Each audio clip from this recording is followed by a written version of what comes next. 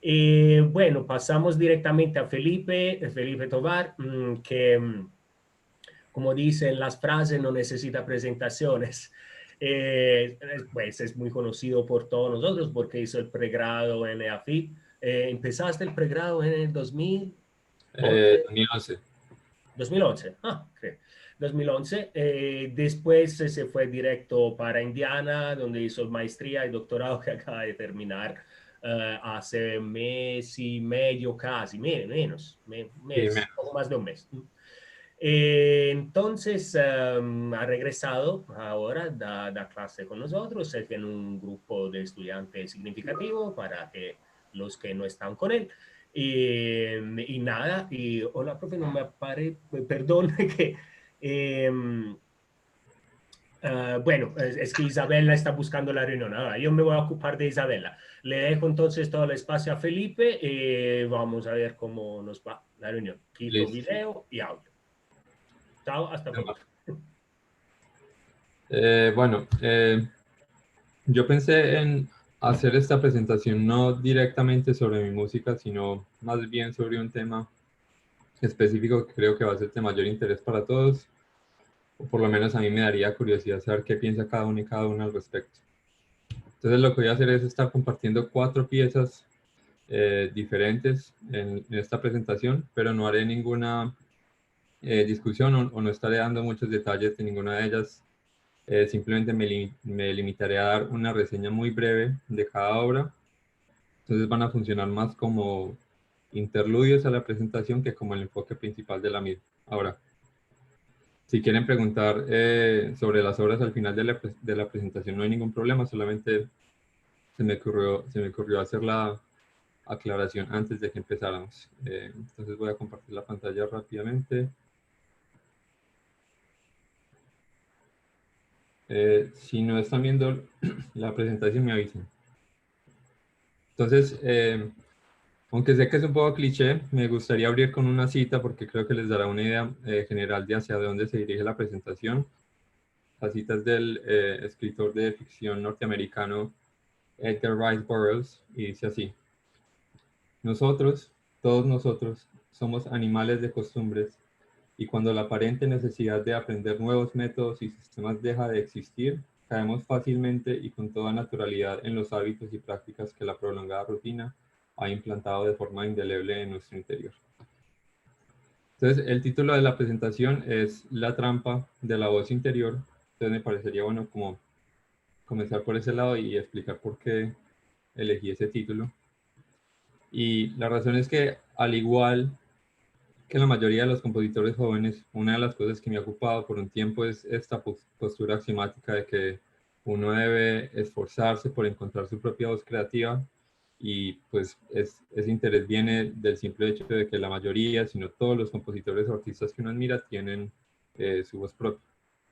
Entonces yo creo que casi todos aquí podríamos reconocer sin mayor problema una obra de, no sé, de Gesualdo, o de Bach, de Beethoven, de Debussy, de Bartók o Sciarrino, solo con escucharla, incluso si es la primera vez que uno está escuchando esa obra. Y obviamente eso también aplicaría en el caso de las músicas populares y comerciales. Incluso se podría decir que con mayor claridad, porque estamos hablando de la voz tanto a nivel conceptual como literal. Por ejemplo, la música de Michael Jackson o de los Beatles o Björk, solo por nombrar algunos ejemplos que son cercanos a mí. Y obviamente existen también excepciones, pero no creo que sea controversial decir que eso tiende a ser el caso la mayoría de las veces. Entonces, por eso, no debería ser una sorpresa que como mucha otra gente uno intente escribir música tan distintiva y tan reconocible como estas figuras que acabo de mencionar. Entonces ahora voy a continuar con una anécdota sobre Crumb y Adler. Y es que durante mi primer año en los Estados Unidos, a finales del 2015, tuve la fortuna de asistir a una charla que dio Samuel Adler, y la verdad es que él no es un compositor cuya música me interese significativamente, pero sí dijo algo que me ha generado bastantes inquietudes. Y es que él estaba hablando de su amistad con George Crumb y nos decía que a pesar de que Crumb es considerablemente más exitoso y celebrado como compositor de lo que él es, Crumb sentía que su propio éxito lo había encerrado en una especie de jaula creativa que él mismo había creado por medio de su estilo compositivo, que como ya sabemos pues es bastante idiosincrático. Es decir, que la gente siempre iba a estar esperando de él una música que tuviese ese sello estético que lo destaca. Ahora, yo personalmente admiro mucho más la música de George Crumb que la de Samuel Adler, pero esa historia que nos compartió él, para mí hizo evidente algo que yo creo que todos intuitivamente sabemos o sospechamos, y es que al tratar de consolidar nuestro propio estilo estético o nuestro estilo compositivo o voz artística, lo que estoy llamando aquí la voz interior, estamos de manera inadvertida corriendo el riesgo de introducir un estancamiento creativo en nuestro quehacer artístico. Es decir, que corremos el riesgo de confundir nuestros propios hábitos y decisiones irreflexivas con esa cosa que le da a nuestra música la unicidad que asociamos con la idea de la voz interior. Entonces, a partir de ahí, yo comencé a pensar sobre qué maneras, como compositores, nuestro propio historial, por decirlo de alguna manera, de éxitos y fracasos, como resultados de concursos o la recepción de la audiencia, las críticas de nuestros colegas, como todas esas cosas crean su propio sistema de incentivos y presiones selectivas que últimamente influencian los diferentes tipos de decisiones que uno toma compositor, incluyendo a nivel artístico y estético. Entonces yo creo que ya nos podemos imaginar de qué maneras se manifiesta esto. Por ejemplo, uno puede sentir la inclinación de reusar o reciclar fórmulas específicas, ya sean armónicas o rítmicas, contrapuntísticas, formales o orquestación de piezas que nosotros consideramos que fueron exitosas en su momento. Eso también se podría manifestar en la forma de escribir música que predeciblemente va a resultarle llamativa a públicos masivos, o por el contrario, escribir música que muy seguramente va a ser aclamada y recompensada en ciertos círculos profesionales y académicos. Entonces, todo esto sugiere la siguiente pregunta, y es, ¿cómo puedo yo reconocer si las decisiones que estoy tomando son el resultado de un hábito o de mi voz interior? Y eso asumiendo pues que la voz interior es algo que realmente existe. Entonces, la verdad, pues yo no tengo respuesta a esa pregunta, pero por lo menos creo que sí existe una manera de evitar ese dilema, y es por medio de no encaminarse hacia esa trampa en primer lugar. Entonces, aquí es donde empiezo a arrastrar mi música un poquito hacia la discusión. En mi caso particular, lo que he optado por hacer es minimizar la importancia o incluso rechazar completamente cualquier tipo de consistencia estilística o estética en mi obra, y esto implica pensar cada pieza como algo que existe en un universo completamente distinto a todo lo que he escrito antes. Ahora, con esto no quiero insinuar o pretender que, pues, que he sido exitoso haciéndolo, y mucho menos sugerir que con cada obra que escribo estoy de cierta manera interactuando con prácticas y ideas con las que nunca nadie ha interactuado. Antes es casi que al contrario, porque por mucho que me parezca una meta deseable, es sencillamente muy difícil de hacerlo de manera consistente. Entonces, en lugar de eso, yo he adoptado una mentalidad que favorece el asumir actitudes e ideas con las que personal e individualmente no he lidiado en obras previas, incluso si son cosas que varios compositores ya han hecho. Y la razón para mí es muy sencilla, y es que incluso si la obra fracasa, yo estoy ganando algo nuevo del proceso. Es decir, estoy aprendiendo algo que no sabía antes, y como resultado simplemente me deshago enteramente de la noción de que debo consolidar algún tipo de identidad personal o artística. Y con todo eso que acabo de decir, para mí la identidad o la voz interna se vuelve completamente relevante. Ahora, algo que debería clarificar sobre este interés constante en una autorrenovación artística es que, a mi manera de ver, esto no se limita o no se debería limitar a las ideas musicales y decisiones que uno toma y con las que uno juega, sino que también aplica al mismo proceso artístico que las genera. De hecho, esta manera de pensar está muy bien encapsulada por lo que el compositor y cineasta belga Thierry Demey, no sé si lo conocen, él tiene una frasecita que se llama creativo carré, que significa creativo o creatividad al cuadrado, o si se quiere metacreatividad, lo cual significa que los compositores y consecuentemente artistas en general no solo deberían estar preocupados porque su trabajo exhiba creatividad, sino que también deberían estar preocupados por el proceso artístico mismo que le da vida a su trabajo. Es decir, la idea de que uno debe asumir una actitud creativa con respecto a la creatividad misma. Para poner eso en contexto, consideren cada uno de ustedes su propio proceso creativo, ya sea sentados en un piano o escribiendo a mano sin ayuda de un instrumento, o principalmente usando un programa de notación, o usando herramientas de composición asistida por computador, o cualquier combinación específica de esas posibilidades. La pregunta que viene ¿es siempre el mismo proceso? Es decir, ¿terminamos siempre optando por las mismas estrategias o por el contrario tratamos de pensar otras maneras de acercarnos al quehacer musical?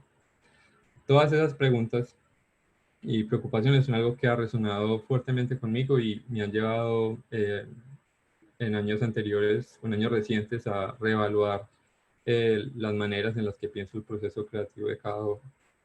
Entonces, habiendo dicho eso, me gustaría pues ya pasar a compartir las primeras dos piezas de la presentación. La primera la escribí en el 2016 y se titula Carnaval del Diablo, ritual matachinesco para clarinete y electrónica fija. La electrónica está basada principalmente en muestras de audio y clarinete, y en la grabación del himno al Carnaval de Río Sucio de Señor Santa Coloma. Y el Carnaval del Diablo siendo pues como se le conocía con anterioridad al Carnaval de Río Sucio. Antes de tocarla pues como manera de contexto, la obra debe ser interpretada con el clarinetista vistiendo una máscara de diablo, como lo ven en la imagen, y la partitura incluye algunas sugerencias teatrales, como por ejemplo entrar a hurtadillas al inicio de la obra mientras suena la electrónica, o hacer movimientos coreográficos durante secciones específicas. Desafortunadamente pues no tengo un video de la interpretación, pero voy a tocar pues una grabación en el estudio de la obra.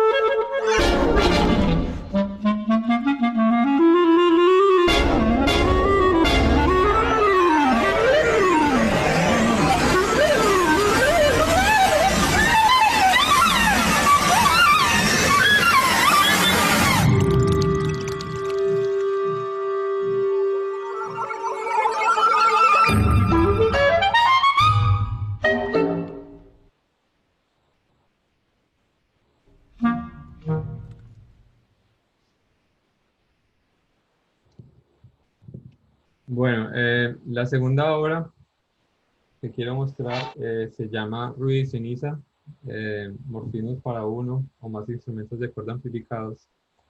Y esta obra la escribí a comienzos de este año, consiste en una idea muy sencilla, que es el cambio gradual del timbre y el gesto.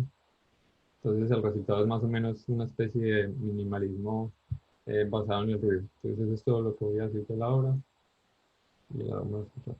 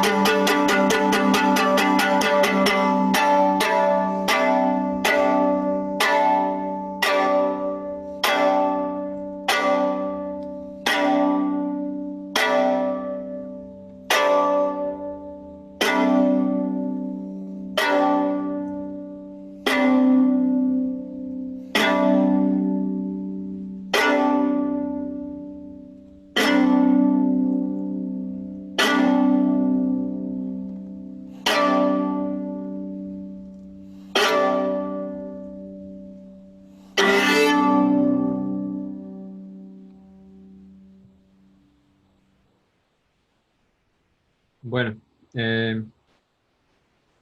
ahora me gustaría expandir en dos puntos que en cierta manera van a contradecir gran parte de lo que he dicho hasta ahora. Entonces, la primera contradicción es que hace un rato yo dije que al adoptar esa postura de la que he estado hablando, la identidad se vuelve completamente irrelevante. Yo la verdad es que no creo que sea irrelevante, sino que no hice una aclaración importante, y es que pues lo voy a ilustrar por medio de una pregunta. Si yo digo algo así como me gusta Stravinsky. Es posible que a mí me guste Stravinsky y por lo tanto me guste la consagración de la primavera, o que por el contrario a mí me guste Stravinsky precisamente porque me gusta la consagración de la primavera. Es decir, ¿es la identidad del compositor la que tiene precedencia sobre la identidad de la obra o es al contrario? Por ejemplo, yo creo que aquí a casi todos nos gusta Bach, pero pues también hay que ser franco, él también escribió obras más bien mediocres, así uno siente que está cometiendo una profanidad al decir algo así, sobre todo pues de Bach, pero la razón por la cual yo diría que me gusta Bach personalmente es porque siento una admiración profunda por una selección muy específica de obras de él, y mi interés en esas obras surge de un reconocimiento de la identidad tan marcada y tan sustantiva que tienen, que para mí hay algo de esas obras que es mucho más llamativo y cautivador que el mero hecho de que todas suenen a Bach o que hayan sido escritas por la misma persona, por muy impresionante que pueda ser eso. Entonces, a lo que voy con todo esto es que como compositor, a mí me interesaría mucho más asegurarme de que son mis obras las que tienen una identidad propia en lugar de usarlas como un medio para consolidar la mía. Entonces, considerando este punto, yo modificaría lo que dije anteriormente y decir que no es que la identidad no me parezca relevante, sino que es la identidad del compositor y no la de la obra la que me parece irrelevante. Ahora, el segundo punto que quiero hacer, que me va a contradecir aún más, lo quisiera hacer por medio de un experimento mental. Entonces, quisiera que se imaginen todos ustedes que están escuchando un sonido que nunca habían escuchado y lo están escuchando por primera vez. Entonces, nosotros podemos mencionar o destacar por lo menos tres factores que van a influenciar en la manera como percibimos ese sonido imaginario. Uno sería el medio por el cual se propaga la onda de sonido. Por ejemplo, puede ser aire o agua o algún otro medio. El segundo sería la resonancia de las propiedades físicas del espacio en el que existe ese medio, como, no sé, una catedral o un estadio o una piscina. Y la tercera sería la resonancia de las propiedades físicas de la fuente de sonido. Uno puede tener en cuenta, por ejemplo, el tamaño, los materiales específicos de la fuente. Entonces, lo primero a tener en cuenta es que no podemos prescindir de ninguno de esos factores. O sea, sin medio, ni espacio, ni fuente, no habría sonido. Adicional a esto, imaginen que también estamos limitados a poder escuchar ese sonido emitido exclusivamente por el mismo medio, en el mismo espacio y la misma fuente. Entonces, la pregunta es, ¿cómo puede uno discernir entre el sonido y el sonido de esos factores? Entonces, para darles un ejemplo más preciso, eh, ¿quién quién de nosotros aquí podría decir que conoce cómo suena el canto de una ballena fuera del agua, o aún más extraño, cómo suena el canto de un pájaro debajo del agua? Y tengamos en cuenta que las cosas se complicarían aún más si consideramos las diferentes maneras en las que nuestra cultura, nuestras experiencias y nuestro estado mental influyen en nuestra percepción de esos sonidos. Y yo sé que para algunos el ejemplo puede resultar un poco extraño, pero el punto aquí es que normalmente asumimos tener un buen conocimiento de qué es un sonido a nivel ontológico, pero también ignoramos que nuestra imagen mental de ese sonido se puede describir como un entrelazamiento entre las instancias de un sonido y las instancias de un sinfín de factores que actúan en este caso como ruido ontológico. Y eso tiene pues que ver mucho con lo que se conoce en metafísica como el problema de los universales, que gira en torno a la relación entre la naturaleza concreta y particular del mundo físico y los modelos abstractos que cada uno de nosotros formamos de ese mundo. Y ese pues ha sido un tema central para muchos filósofos, incluyendo Platón con su teoría de las formas, o Husserl con la teoría de los objetos ideales. Pero dejando la filosofía a un lado, la pregunta sigue ahí, o sea, ¿cómo podemos adquirir un mejor entendimiento de lo que es un sonido? Si escuchándolo a través del mismo medio, en el mismo espacio y por la misma fuente, o estaríamos en mejores condiciones de separar la señal del ruido si esos factores fuesen significativamente diferentes cada vez que se emiten. Y en caso de que no sea muy claro hacia dónde voy con todo esto, voy a cambiar la analogía. O sea, no estaría uno en mejor capacidad de reconocer la voz interior de manera más clara si fuese emitida por medio de un rango diverso de lenguajes, de estilos y de fórmulas.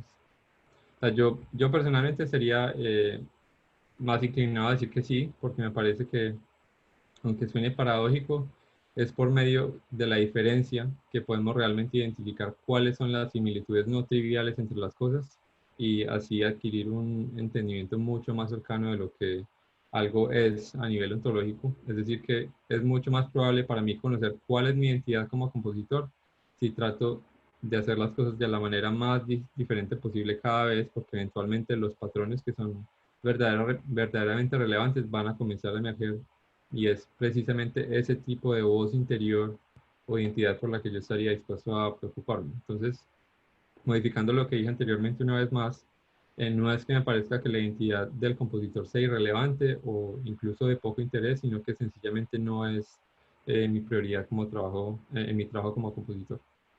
Entonces, para terminar, voy a compartir las últimas dos piezas.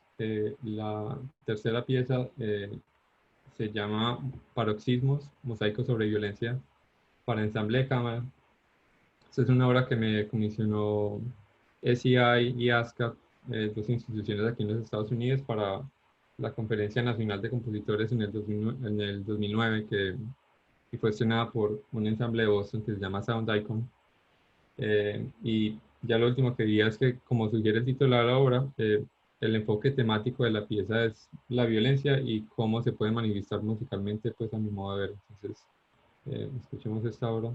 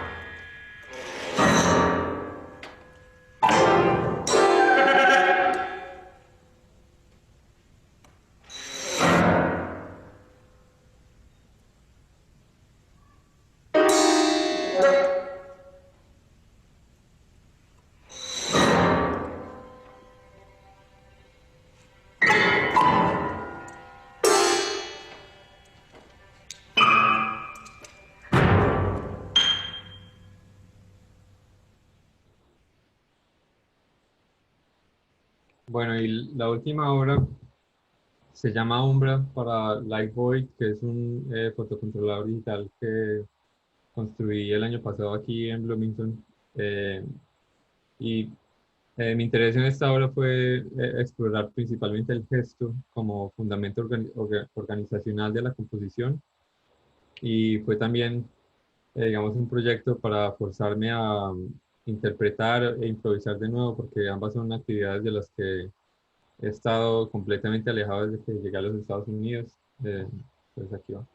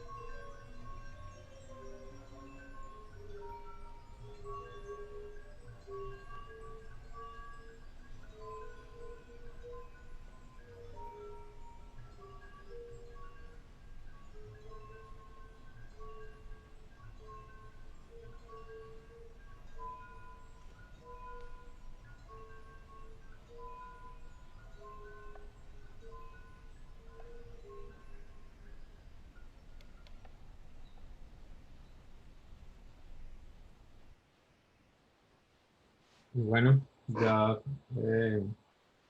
creo que podemos abrir espacio para preguntas o comentarios que tengan.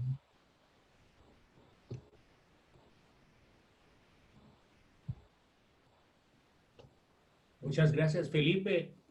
Sí, si tienen preguntas, yo esperaría algunas. Yo tendría varias, pero primero quisiera dar el espacio a otros. Bueno, buenas tardes a todos. Buenas tardes, Felipe. Soy Daniel Salcedo. Hola, Daniel. Y mira, yo te quería hacer una pregunta con respecto, o sea, como que lo puedes explicar un poco mejor, que creo que o no logré captar bien la idea o me distraje, no sé muy bien. Pero Dame la un frase, segundo, dame un segundo, yo me paso para audífonos para escuchar mejor. ¿Qué tal? claro, En este momento.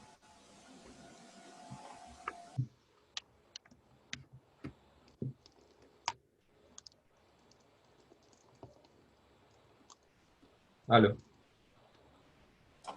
sí, hola. Y la pregunta es, más o menos, cuando tú te referías a que las obras tengan identidad, Sí, cuando yo hice esa frase, o sea, a mi manera de entenderlo, es como que las obras tengan más identidad, o sea, que cada una viva como en un mundo distinto, más que más que el propio compositor, más que el estilo del compositor, más o menos a eso te referías. sí, sí, sí. O sea, una manera de pensarlo es como que cada obra tenga una personalidad propia y, y el hecho de que, o sea, que eso tenga mucha más importancia que mantener algún tipo de conexión estética o estilística con las demás obras que uno ha escrito. Porque al final eso, o sea, creo que como oyentes, esa es la manera también como nosotros interactuamos con la música. O sea, uno no interactúa con todos los artistas con el cuerpo entero del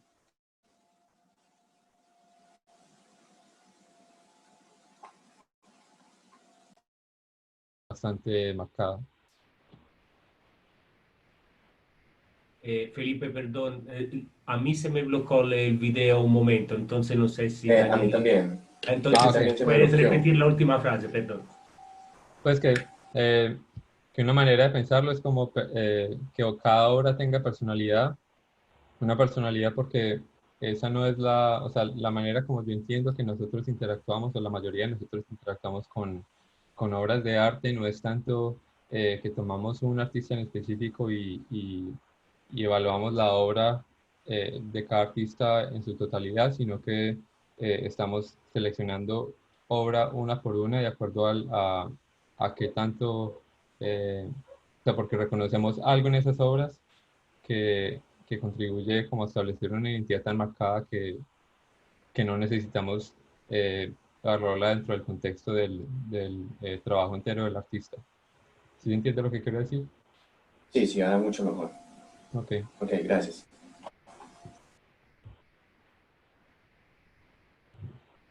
¿Alguien más? Hola Felipe. Bueno, y hola a todos. Soy José Luis. Hola, José Luis. Am, Te quería preguntar, ¿cómo es tu acercamiento cuando estás componiendo algo electroacústico? Es decir, ¿tratas, por ejemplo, la parte electrónica como si fuera su propio instrumento y la piensas desde una parte de la partitura? ¿O primero piensas la parte electrónica y luego lo trasladas esto pues como al papel? Especialmente lo llevo mucho, por ejemplo, a la obra con el controlador de luz. Si, digamos, ahí estuviste pensando mucho, pues, como en una estructuración o la obra estaba más basada, pues, como en las posibilidades que tenía el controlador. Sí, pues, o sea, la pregunta de cómo asumo la música, pues, cómo pienso yo la música electroacústica en la obra, o sea, esa pregunta precisamente va en contra de lo que quiero hacer yo, y es que cada obra debe especificar qué tipo de método, procedimiento debe abordarse para la escritura de esa obra. Pero en el caso de Umbra, yo ahí dije que la, una de las motivaciones para escribir esa obra fue el tomar el gesto como punto de partida en un proceso compositivo. Entonces lo que hice yo fue que ya teniendo el instrumento listo, yo lo que hice fue grabarme haciendo movimientos que a mí me gustaría eh, incluir en la obra. Es decir, yo estaba partiendo como de una especie de coreografía sin sonido y a partir de esa coreografía empecé a realizar los mapeos correspondientes para que esos movimientos estuvieran resaltados por la electrónica. Es decir, yo empecé del gesto y empiezo desde el gesto y termino en el sonido, y no al contrario. Ok, súper, gracias.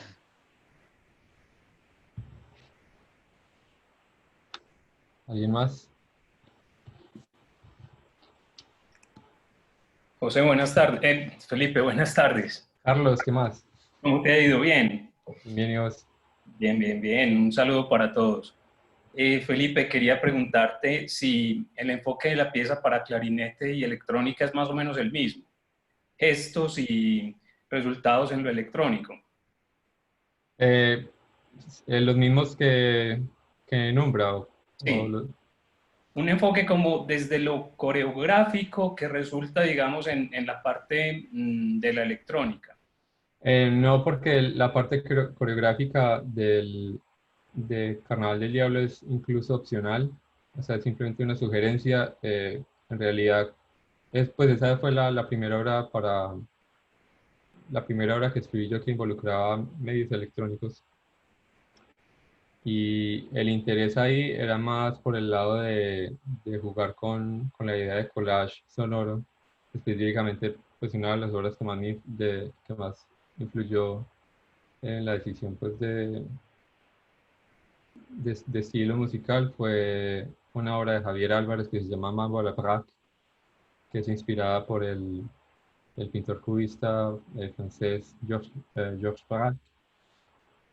Y, o sea, el interés ahí era más como de jugar con un material pregrabado que tuviera, que ya fuera reconocible. Obviamente no reconocido a nivel mundial, pero sobre todo pues la gente que ha asistido al Carnaval de Río de Sesión y sobre todo pues que está ahí al principio de la obra explícito, va a tener, digamos, como la conexión con el material, con la fuente original del sonido y cómo esa fuente se distorsiona y se transforma durante la pieza. Entonces no fue tanto o sea, la parte coreográfica fue algo más suplementario que el enfoque central, a diferencia de uno. Felipe, y bueno, y pues insisto un poquito como en eso porque como tuve la oportunidad de ver esta obra en vivo, entonces no sé si de pronto en la parte del clarinete, es decir, es una pieza que tiene mucho movimiento, ¿sí? Mucho movimiento en ambas partes, la parte de la electrónica y la parte del clarinete. Sí. Pero veo, o no sé, sigo teniendo la sensación de que fue algo muy coreográficamente planeado, no solamente desde el punto de vista del movimiento del intérprete, sino tal vez como del movimiento que inspira lo musical y lo que inspira, digamos, el desfile en el que te basaste, el desfile de Río Sucio, los movimientos de los personajes de este desfile, toda esa cosa. Pues yo entiendo si se percibe así, pero no fue algo consciente. O sea, la manera como me aproximé yo a la escritura fue por lo que ya mencioné y también, por ejemplo, la forma de la obra fue derivada de la forma del carnaval mismo. Eso fue también, pues, digamos, como algo importante durante el proceso de escritura. Pero más allá de una coreografía, lo que yo quería hacer era jugar con los resultados rítmicos de manipular la grabación y de coger como fragmentos y reorganizarlos, pero no tanto pensando como en una coreografía específica, aunque luego ya cuando terminé la obra se me ocurrió que sería muy interesante si parte del performance de la obra involucrara coreografía, sobre todo porque las partes que se prestan mucho para eso, que son donde están los metales, pues el sonido de los metales de la grabación original, ahí el clarinete no está haciendo nada, entonces me pareció que podría funcionar ahora. Otra cosa que debería agregar es que hasta ahora ninguno de los clarinetistas que ha tocado la obra se ha arriesgado a hacer la coreografía porque también pues es un nivel de dificultad técnico un poquito demandante, entonces todavía estoy esperando a que haya un clarinetista que se le mida a tocar y bailar el tema. Ok, gracias, muy bacano todo. Gracias, Carlos. ¿Más preguntas?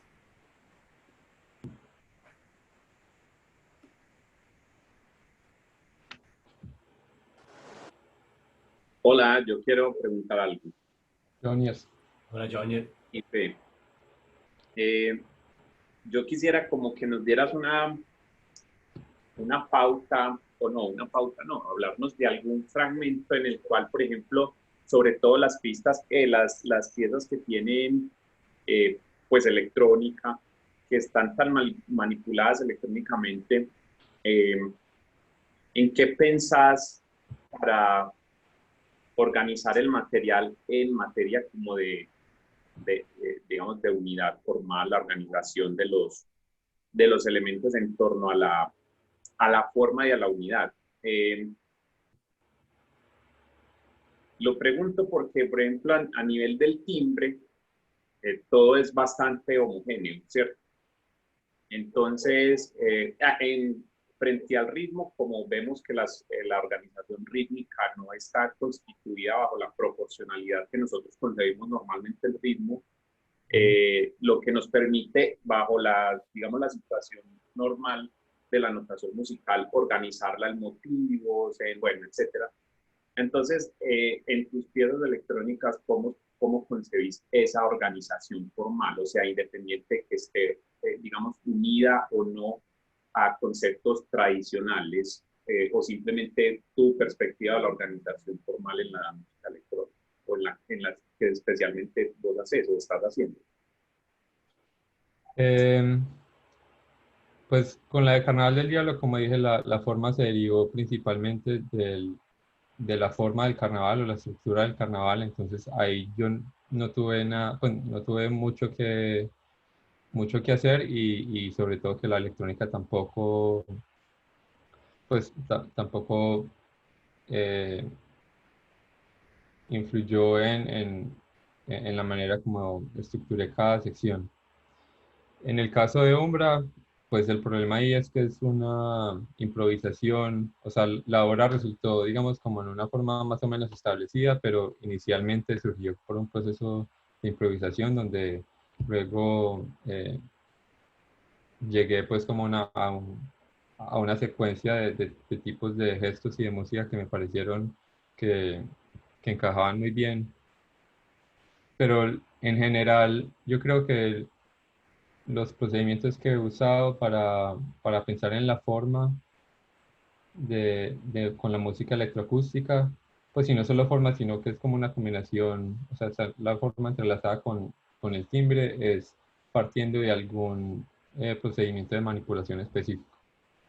Por ejemplo, en la obra, hay una obra para flauta y electrónica que escribí hace 2 años, se llama Arborescencia, y la parte electrónica está principalmente basada en la idea de coger el sonido de la flauta. El sonido de la flauta va a pasar por un filtro de múltiples bandas.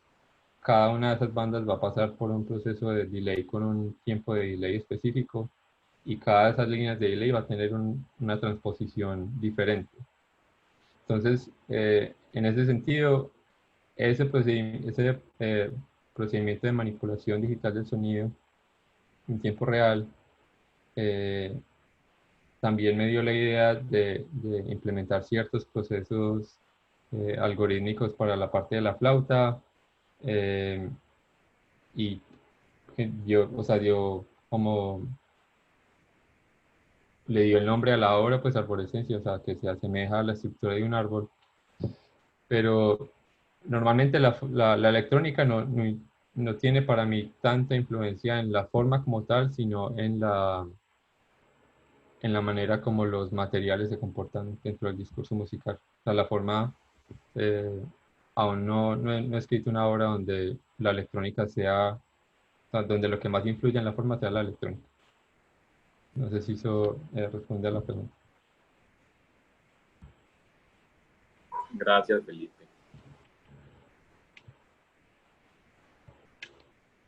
¿Alguien más? ¿Otras ¿Puedo preguntas? preguntar? ¿Quién dijo? Cuando yo soy. Yo Sí. tengo una duda. ¿Quién va? No, Entonces, dale. Eduardo. Ah, No, primero, no, Eduardo. primero Juan David, después Eduardo. ¿Listo? Listo. Sí, yo, Pipe. ¿Qué más? Bueno, no. Me Bueno, digas. yo te quería preguntar algo, pues he tenido el placer y el honor de hacer varias de tus obras y pues, te admiro Placer es mío. mucho y me encanta, desde Los Cantos en Vera hasta, bueno, lo último que hicimos. Y te quería preguntar vos cómo concebís el ritmo y, y el timbre, el color, porque pues una de las cosas que me gusta mucho de tus obras y que nos pone a sufrir un poco, valga también la decirles con el ritmo, que, pues, que me gusta mucho el tratamiento que haces y quisiera saber cómo lo concebís. Y desde el timbre, desde que te fuiste para Estados Unidos, he visto que la electrónica pues influye mucho en el tratamiento del color, de la orquestación y del timbre en tus obras acústicas. Y quisiera saber cómo lo concebís. ¿Trabajas también con los intérpretes de la mano o de qué forma lo trabajas?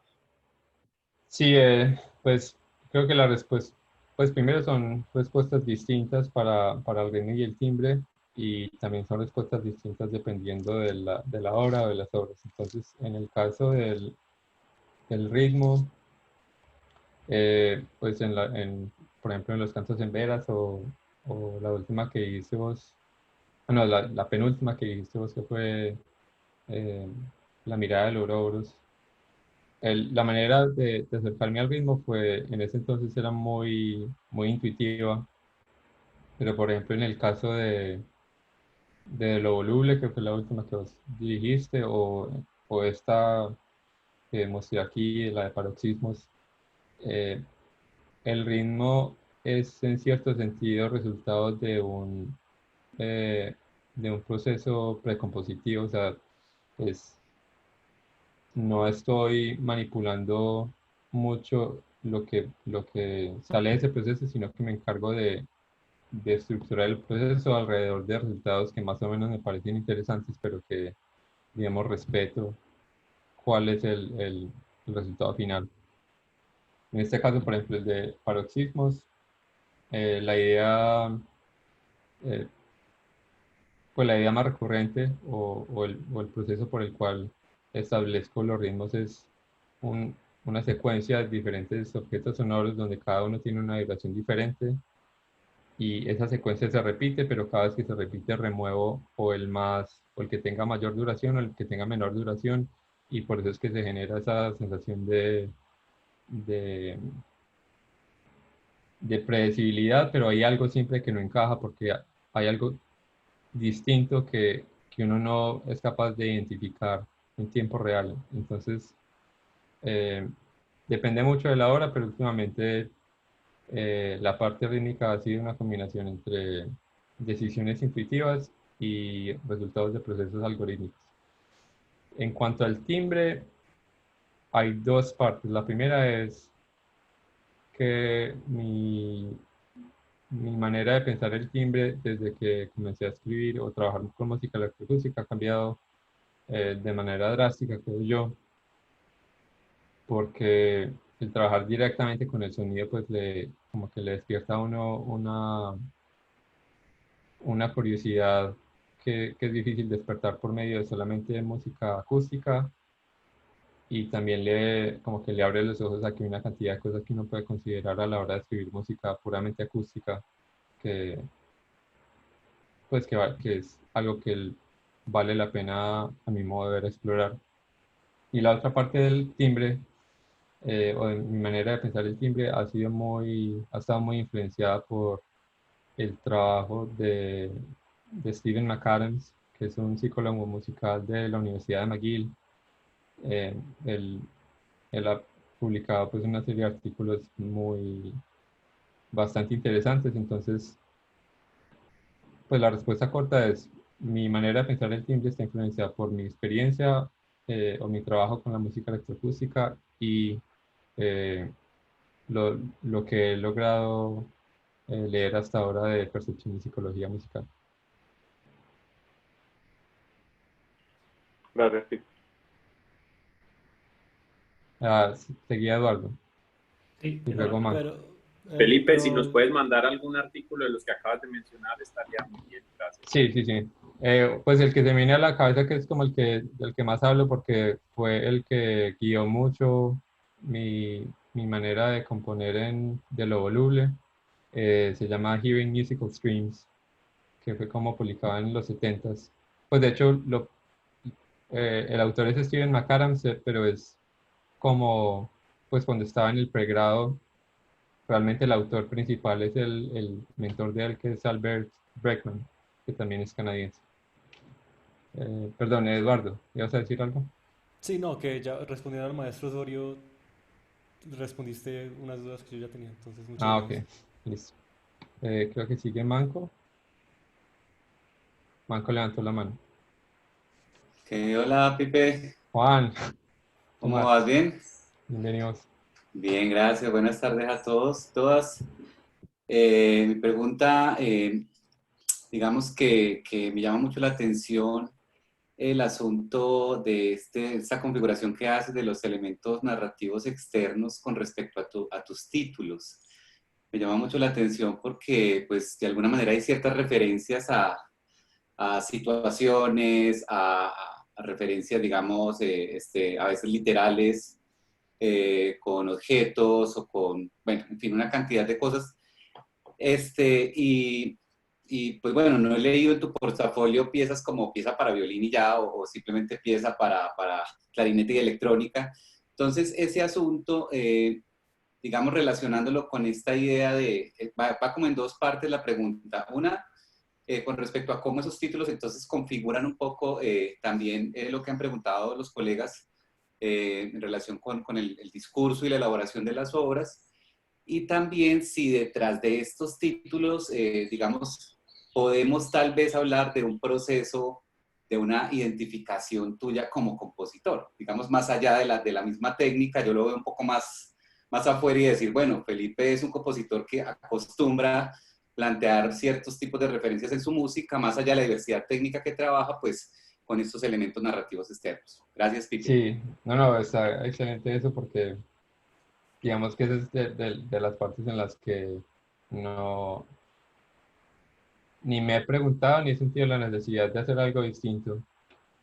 Pero sí es cierto que en cierta manera eso ha contribuido a que la gente me identifique más fácil porque pues aquí muchos colegas de composición saben que si es una obra en el programa que tiene las comillas que se utilizan en español, saben que es una obra mía. Y también saben que si hay un subtítulo, pues es probable que también fue un título que leí yo. Entonces, el cuento con los subtítulos viene de, pues yo hablé de esto en una entrevista que me hizo José Martínez, y es que eh, algo que sentía yo cuando estaba estudiando, pues empezando a estudiar composición y que iba a conciertos de música nueva, pues como hemos hecho todos hasta antes de que empezara la pandemia. Es que yo iba a un concierto, me sentaba, me daban un programa de manos, escuchaba la obra y luego leía las notas del programa y no sentía que lo que estaba leyendo tenía nada que ver con lo que acababa de escuchar, con lo que estaba a punto de escuchar. Entonces, de ahí nació como una especie de reto que me sigo poniendo a mí mismo, y es que forzarme a que la música esté en capacidad de, pues básicamente que la música sea autosuficiente, o que una obra en específico sea autosuficiente, de manera que el público sea capaz de tener una experiencia de escucha lo suficientemente eh, autorreferencial como para que no tengan que leer las notas de mano. O sea, eso no quiere decir que las notas de mano no cumplan ninguna función importante dentro de la comunidad musical, pero es más por el lado de, de darles la menor cantidad de pistas para que ellos crean sus propias asociaciones y conexiones musicales y extramusicales durante el proceso de escucha. Entonces yo veo el uso de subtítulos simplemente como una versión comprimida de las notas al programa, y de hecho cada que tengo la oportunidad yo prefiero no incluir notas al programa de mis obras porque sé que la gente, ya sea por aburrimiento o por reflejo, van a estar mientras escuchan la obra leyendo las notas al programa, y yo preferiría que simplemente estuvieran eh, o concentrados escuchando la música o simplemente durmiendo, pero que no sientan que tienen que leer unas notas al programa para entender lo que acabo de escribir. Gracias, Pipe. Entonces, mensajes nuevos.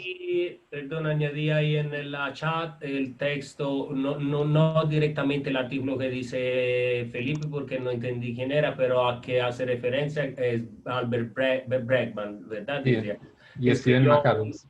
un texto seminal en el 90 abriendo toda un área de estudios que es el Auditory Scene Analysis. Si lo quieren, es un libro muy grueso, no difícil, pero muy detallado, interesante. Bueno. Stephen McAdams, ok, gracias. Daniel Salcedo, Daniel. Sí, yo de nuevo. Ahora que dices eso de que la música sea autosuficiente y que, o sea, que el mero discurso musical sea necesario para que quien lo escuche pueda entender o pueda comprender lo que quieres decir. Mi pregunta es, ¿cómo es tu proceso creativo o cómo generas todo para lograr eso, que el discurso musical sea autosuficiente? ¿O cómo te acercas tú tanto a la idea extramusical como al discurso musical para conseguir eso?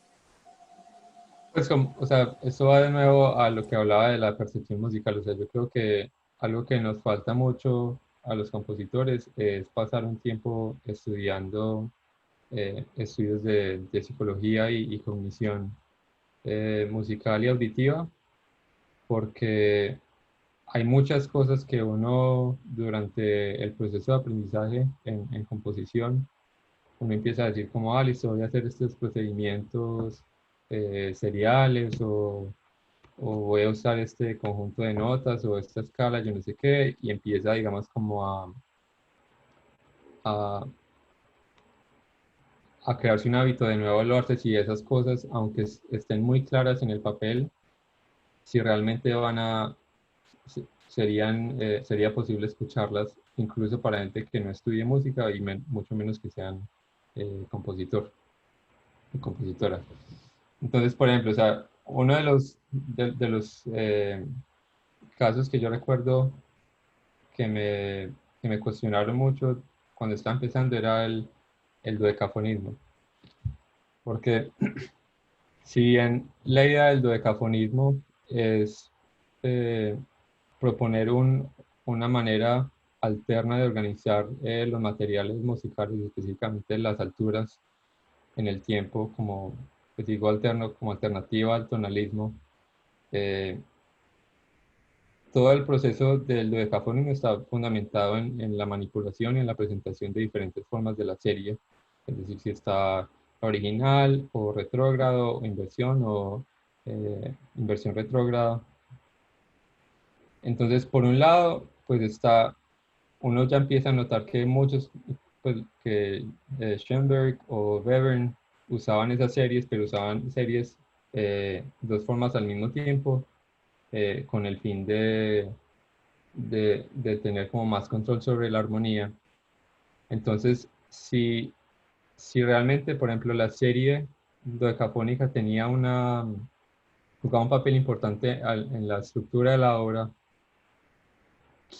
o sea, partamos pues como el ejemplo de que una serie se puede organizar tanto a manera de línea melódica como de acordes. O sea, en el caso de los acordes, ¿cómo tiene uno como oyente la capacidad de discernir ese acorde, en qué orden deberían estar las notas? O sea, uno escucha simplemente una sonoridad una sola sonoridad en lugar de notas independientes. Entonces, por ese lado, o sea, hay cosas de la manera como nosotros escuchamos que son completamente incoherentes con la manera como ciertos discursos están organizados. Y de ahí es que, o sea, yo trato de empezar con que los materiales musicales que estoy implementando sean en cierta manera inmediatamente reconocibles, sin importar sin importar cuál es la experiencia o la familiaridad musical del oyente. Obviamente eso es muy difícil y yo no estoy diciendo que sea pues la mejor persona para hacer eso, pero eso es siempre, digamos, como algo que tengo en mente cuando estoy trabajando en una obra nueva. Ok, entiendo. O sea, que es como no generar tanto una disonancia con el que lo está escuchando, como perderlo sí, generar una disonancia con lo que está escuchando. Pues yo lo pondría en términos de no dejar que la obra esté cimentada sobre algo que no es, que tiene que tiene poco valor perceptivo. Ah, ok, listo. O sea, Perfecto, obviamente gracias. hay muchas cosas que uno hace dentro de la música que no van a ser percibidas por un oyente, pero que la parte fundamental, o sea, por ejemplo, por eso es que yo digo, o usé el subtítulo en Paroxismos de que es un mosaico sobre la violencia, es porque la parte pues o sea, la agresividad de la música y el aspecto de mosaico que son como pedacitos, o sea, como bloques de música que están reorganizados en cierta manera, esas partes yo creo que son fáciles de ver reflejadas en la música, eh, comparado con el proceso algorítmico que mencioné, pues de estar como seleccionando una secuencia de duraciones y que uno quita o la más pequeña o la más larga. A eso me refiero más o menos como en escribir una obra que está cimentada sobre algo que es perceptivamente relevante. Ah, ok, gracias. Ahí estaba levantando la mano Johnny y luego el maestro Andrés Posada. Johnny.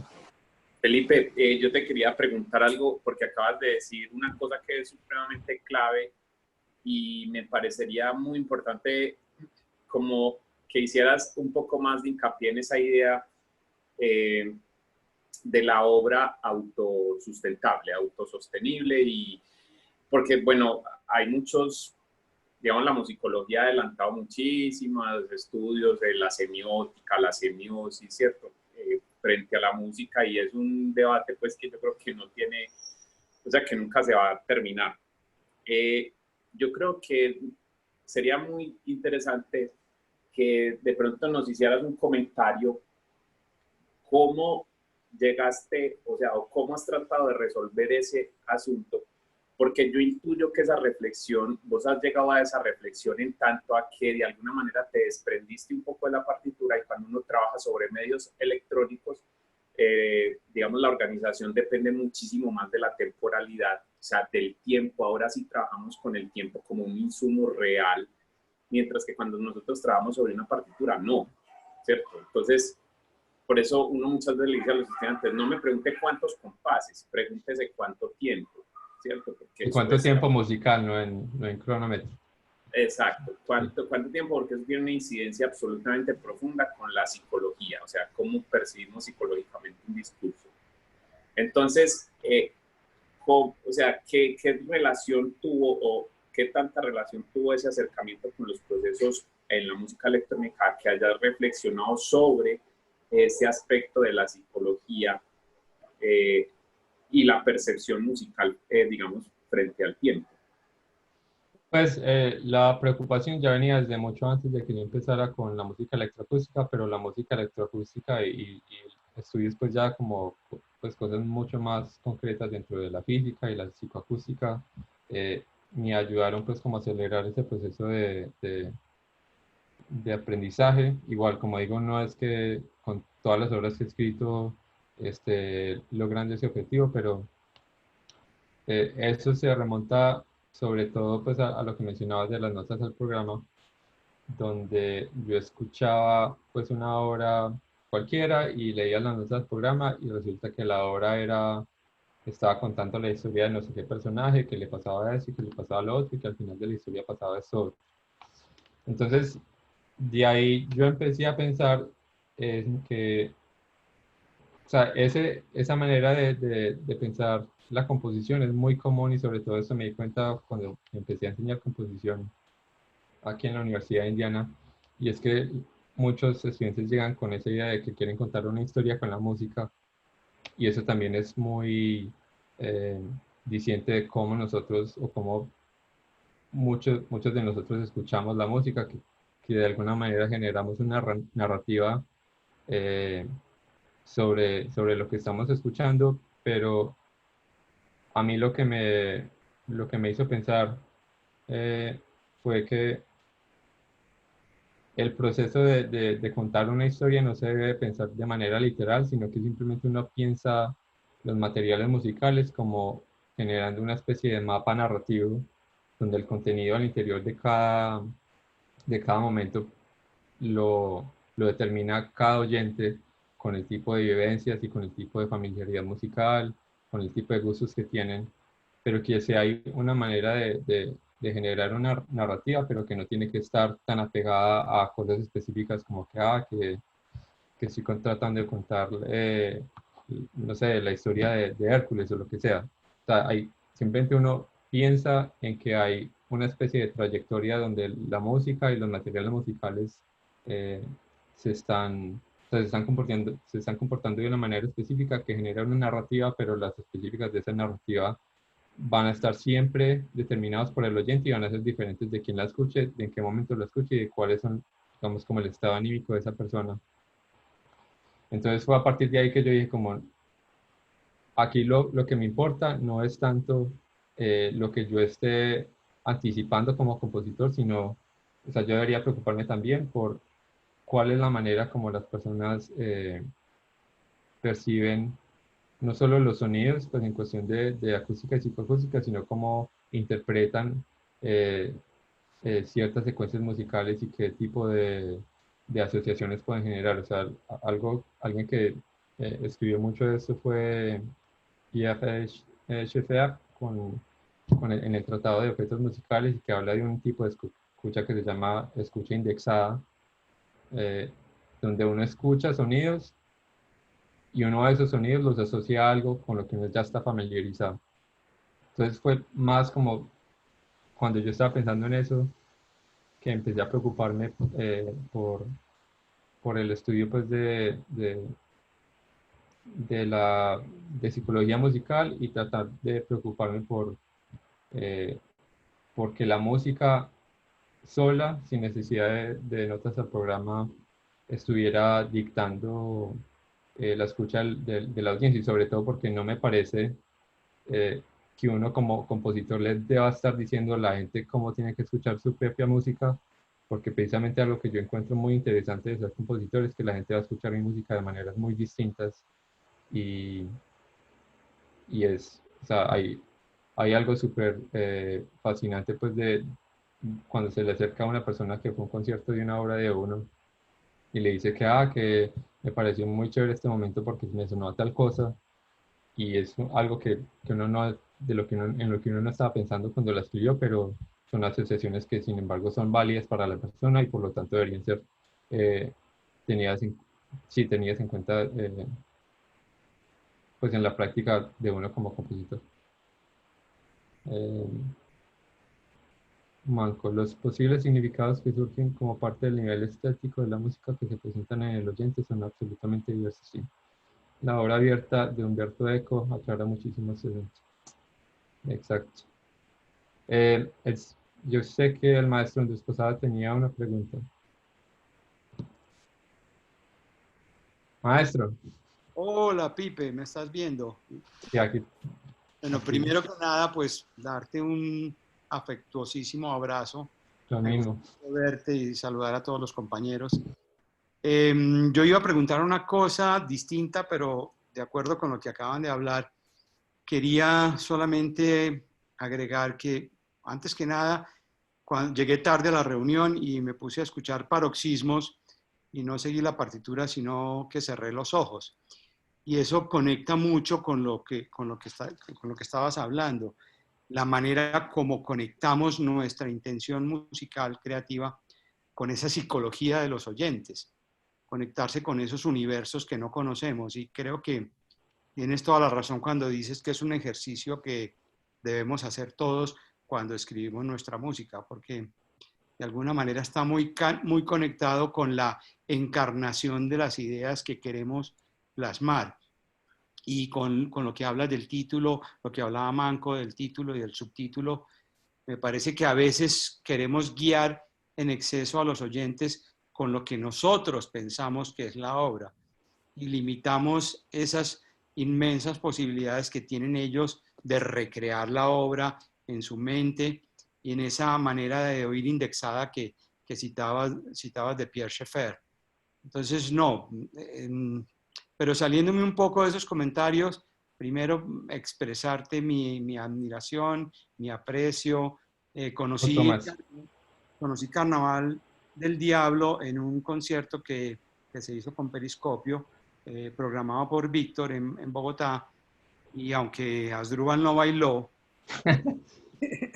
fue una experiencia maravillosa. O sea que, no, simplemente agregar un poco sobre lo que hablas de la psicología con relación a lo que queremos nosotros desarrollar con nuestras ideas al momento de encarnar la música.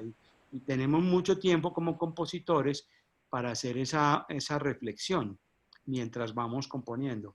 Pues sí, yo de hecho agregaría, o sea, que nosotros también tenemos esa idea como de que uno se distrae mientras está escuchando una obra en un concierto, y pues luego de unos años yo me puse a pensar qué tan malo es eso de uno estar distraído, porque en cierta manera yo he tenido momentos en los que estoy en un concierto, se supone que estoy tratando pues de escuchar una obra detenidamente, y hay algo dentro de la música que me hace acordarme de algo de mi vida personal y me quedo un rato pensando sobre eso, y son como momentos súper importantes que uno tiene, pero que como compositor no le gustaría que el oyente los viviera. Entonces, pues y no sé si quién de aquí conozca, por ejemplo, a Sergio Cote, que es otro compositor colombiano, y él tiene una visión aún más radical al respecto, y es que a él no le importa siquiera si la gente se duerme durante los conciertos, pues, o la música de él. Pero es eso como de no tener tanto, o no estar tan obsesionado como la manera específica como un oyente asume la música de uno, sino simplemente de pensar en la música como una posibilidad o sea, como un espacio para que la gente asuma su proceso de escucha de la manera que quiera. Sí, sí, totalmente de acuerdo. Además, a todos nos habrá pasado que cuando oímos una música que nos inspira, nos ilumina mientras la oímos, nos obliga o nos pone a pensar en ideas propias, o sea, que nos saca de eso que estamos oyendo, pero nos lleva a otro universo propio que es totalmente válido. Yo creo que eso es extraordinario. Gracias, Pipe. Gracias, maestro. Un abrazo. Lo mismo. ¿Más preguntas? Muchas gracias, Andrés. La música como catarsis. ¿Hay alguien más? Sí, o sea, la catarsis también es una posibilidad, por supuesto. ¿Alguien tiene alguna otra pregunta o comentario? Ya sea después del tema de la presentación o de alguna obra en específico. Hola, qué pena. Hola, Pedro. ¿Qué más? Bien, ¿y vos? Muy bien, gracias. Sobre esto que veníamos hablando de la psicología, me pregunto, ¿tú cómo miras a la hora de componer las asociaciones culturales? Es difícil hablar de mayorías o de popular, o como de una población mayoritaria como en la sociedad globalizada, pero digamos, al componer como música dodecafónica uno se está enfrentando con la asociación, digamos, del terror, y al componer música con acordes triádicos y armonía se está también enfrentando con otras asociaciones. Y yo supongo que yo sé que psicológicamente hay como unas respuestas de que la disonancia tal cosa y la consonancia tal otra, pero yo siento que no es tan fácil marcar esa línea cuando uno viene, pues cuando uno considera la cultura entre medio. Sí, sí, pues de hecho, en ciertas obras yo asumo como pues una de las cosas en las que me pongo a pensar es cómo puedo usar sonidos que la gente muy probablemente asociaría con algún tipo de cosas que no tienen nada que ver con lo que quiero hacer. O sea, con lo que dices, por ejemplo, de la música de terror y presentar esos sonidos de una forma que tengan una reacción completamente distinta. Un ejemplo que se me viene a la cabeza es lo que hace el compositor James Díaz. O sea, la música de él es extremadamente rica en timbre y no es tímido con el uso de técnicas extendidas, pero yo no creo que uno escuchando esa música vaya a tener ningún tipo de asociación con música de terror, sino que al contrario va a pensar que es música que, pues, digamos, usando pues un término súper simplista, que es muy bonita.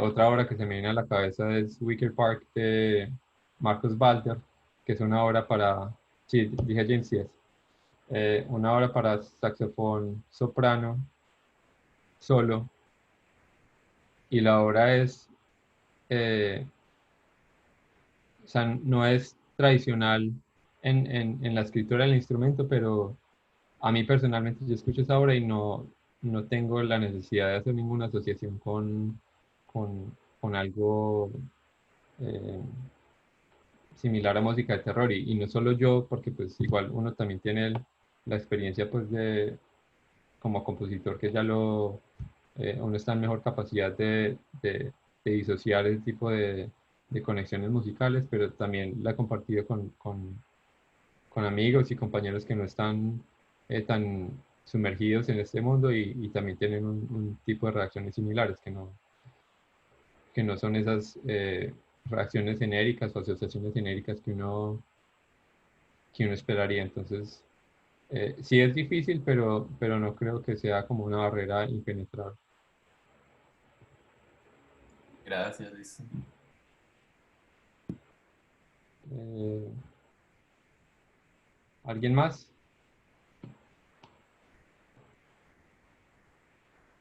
Bueno, creo que ya. Bueno, sí. Bueno, Felipe, sí creo. ¿Seguros nadie más quiere preguntar nada? Bueno, entonces, Felipe, yo creo sí que estamos. Muchas gracias, son ya las 5:40. Entonces, fue larga, muchas preguntas. Entonces, muchas gracias a todos por el interés y está bien así. Nice. Felipe, ¿quieres decir algo más a los estudiantes antes que haga de pronto algunas noticias parroquiales para el grupo?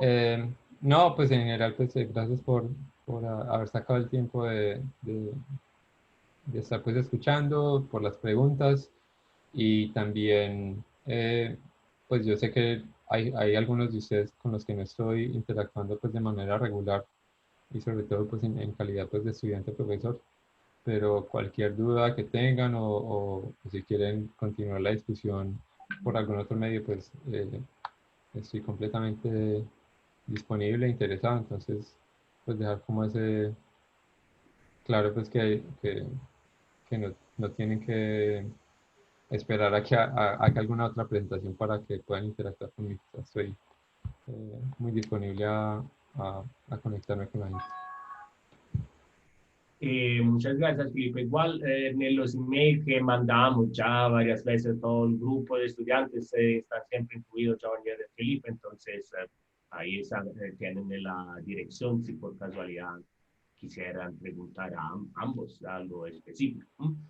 Entonces, bueno, te vayas, Felipe, igual eso es parte del profesorado, entonces esto vale para todos. Quería saber si, aprovechando que están casi todos, creo todos, mucha gente, algunos no son de AFIT, pero esto vale solo para nosotros, los estudiantes de la universidad.